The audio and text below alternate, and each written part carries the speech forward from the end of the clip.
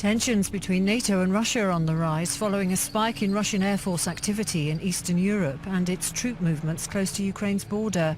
At a joint meeting with the EU's new foreign chief, NATO's Secretary General Jens Stoltenberg said recent Russian behavior was unacceptable. Russia continues to support the separatists by training them, by providing equipment, and supporting them also by having special forces, Russian special forces inside the eastern parts of Ukraine. The recent Russian air activity, while keeping to international airspace over the Baltic and North Seas, has flirted close to airspace borders. What you saw this past week was a larger, more complex formation of aircraft, carrying out a little deeper and I would say a little bit more provocative flight path.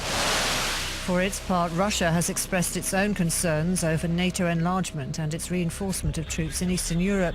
Although NATO says the alliance is not back on Cold War terms with its former enemy, it believes Russian behavior is undermining trust built up over decades.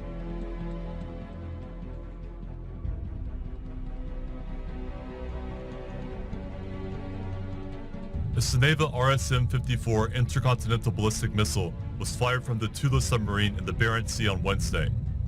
The missile can be launched from a depth of up to 55 meters. A Sneva missile is 14.8 meters long and 1.9 meters in diameter.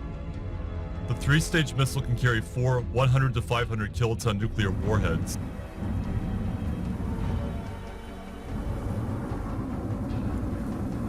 And has a range of 8,300 kilometers.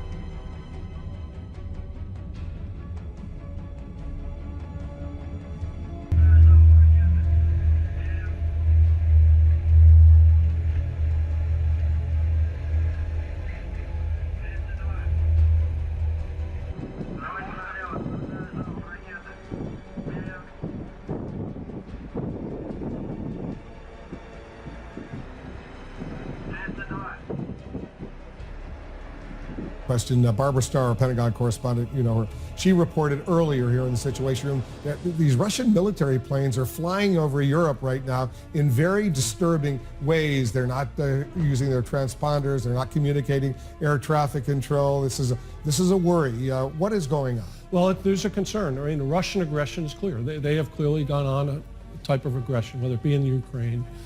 And the important part about this is they're not abiding by rules that have been set up, air rules, normal air rules. Everybody fires flight planes, if in fact the report's true.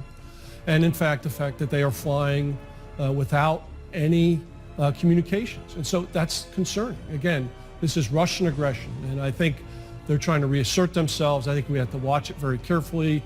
It's important that we reassure our allies. We deployed a brigade over to Eastern Europe, and we now have a heavy brigade that's conducting exercises with our partners, and we will continue to do actions like that to reassure our allies because of this Russian aggression that we continue to see.